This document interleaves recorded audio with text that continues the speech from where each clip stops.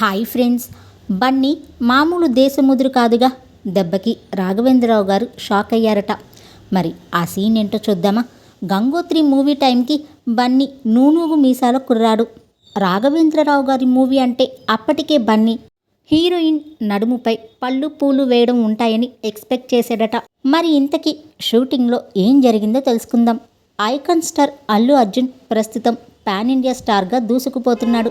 ఆగస్టులో రిలీజ్ కావాల్సిన పుష్ప 2 మూవీ వాయిదా అవడంతో ఫ్యాన్స్ కాస్త నిరాశపడ్డారు. అయినా బన్నీ ఎప్పుడొచ్చినా పుష్ప 2 జాతర మామూలుగా ఉండదు అనే అంచనాలు ఉన్నాయి. ఇప్పుడంటే బన్నీ పాన్ ఇండియా స్టార్, కానీ కెరీర్ బిగినింగ్లో చాలా సరదాగా ఉండేవాడు. గంగోత్రి, ఆర్య మూవీస్ తర్వాత అల్లు అర్జున్ ఒక టీవీ షోలో పార్టిసిపేట్ చేశారు. ఈ షోకి దివంగత కమెడియన్ ధర్మవరపు సుబ్రహ్మణ్యం గారు హోస్ట్గా వ్యవహరించారు. ధర్మవరపు సుబ్రహ్మణ్యం గారు సరదాగా కొన్ని ప్రశ్నలు అడుగుతూ ఉంటే బన్నీ కూడా అంతే సరదాగా సమాధానం చెప్పారు. ఈ షోలో అల్లు అర్జున్ గారు తన ఫస్ట్ మూవీ డైరెక్టర్ రాఘవేంద్రరావు గారి గురించి తనకి ఉన్న అనుబంధాన్ని గుర్తు చేసుకున్నారు.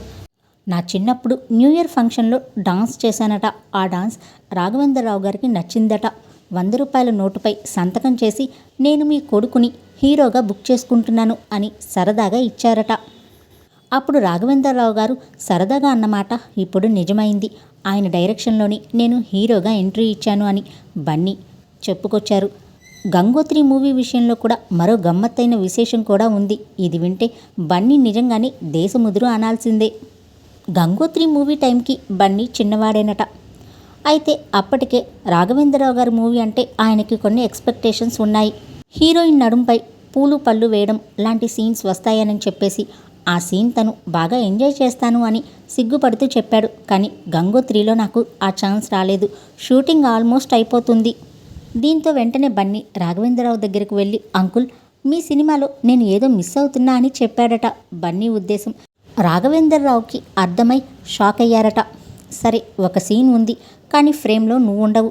ఎవరో ఒక హీరోయిన్ బొడ్డుపై ఫ్రూట్ విసిరితే సరిపోతుంది, కాబట్టి నువ్వే విసురు అని చెప్పారట. సింగిల్ టేక్లో విసిరా. సెట్స్లో అంతా క్లాప్స్ కొట్టారని ఆ టైంలో జరిగిన మూమెంట్స్ అన్నింటినీ గుర్తు చేసుకుంటూ ప్రేక్షకులతో బన్నీ చాలా సరదాగా ఈ విషయాలన్నింటినీ షేర్ చేసుకున్నారు.